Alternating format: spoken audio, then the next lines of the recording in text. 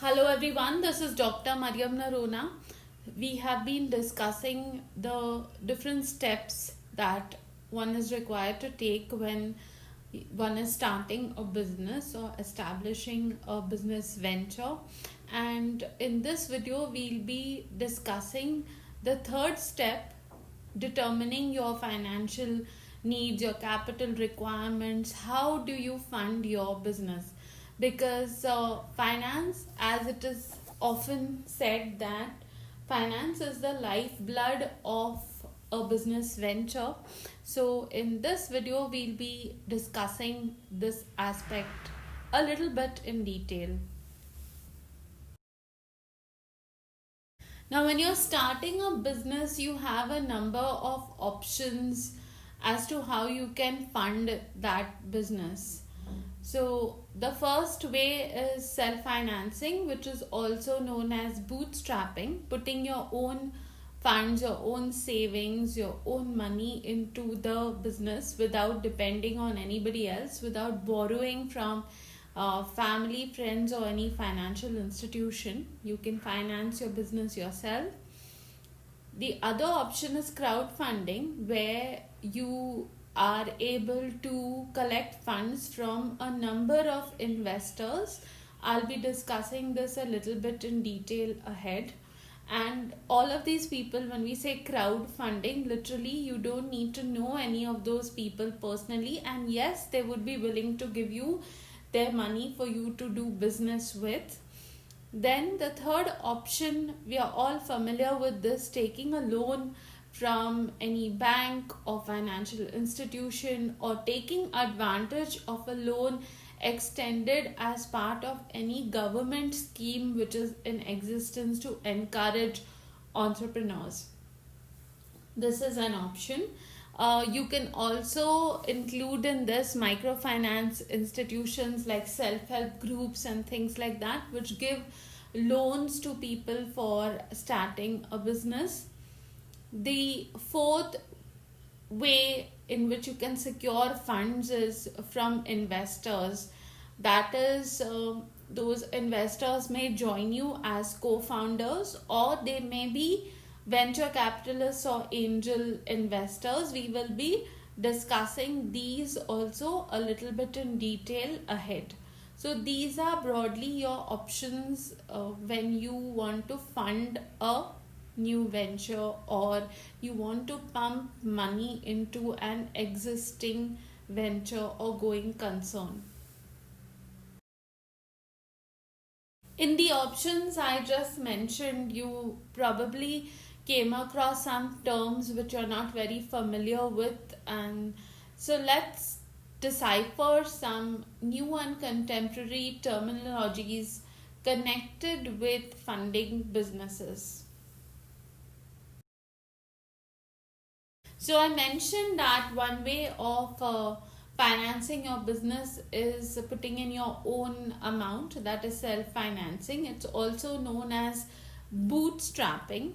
So it is a process of self starting a business without looking for any external inputs or finances from financial help or support from any other person.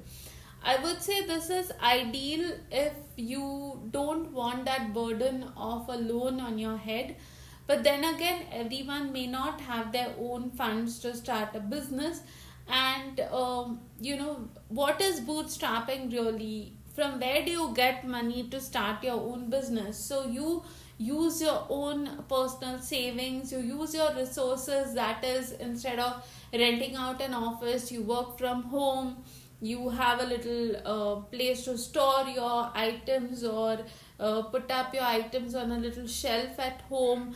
I've seen some artists doing these kind of things. Or you use a resource like you build your own website, or this is how you are able to rely on yourself for the resources necessary to carry out your business.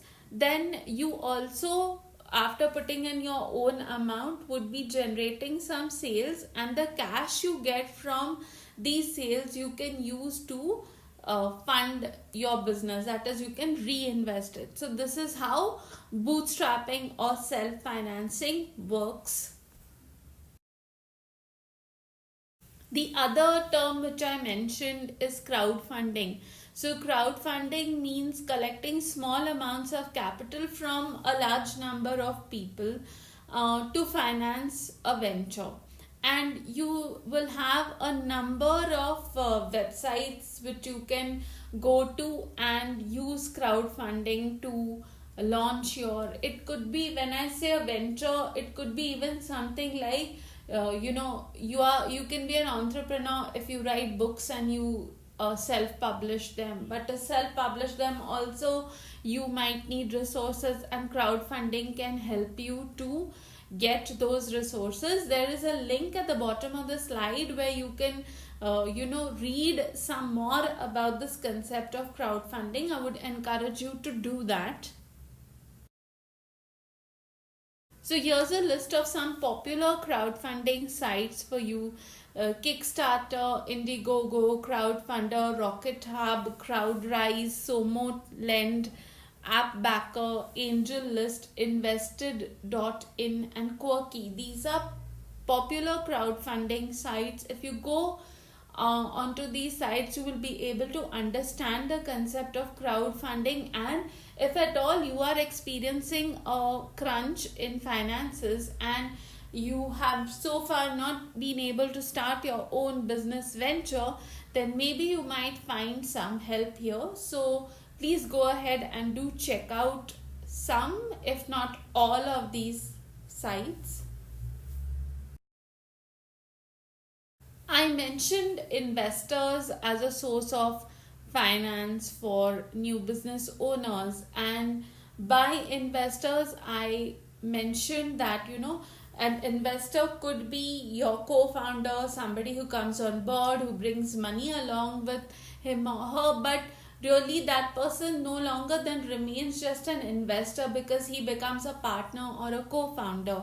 Now you have people who would invest in your business without actually wanting to participate in it on a day-to-day business, and venture capitalists and angel investors are those people.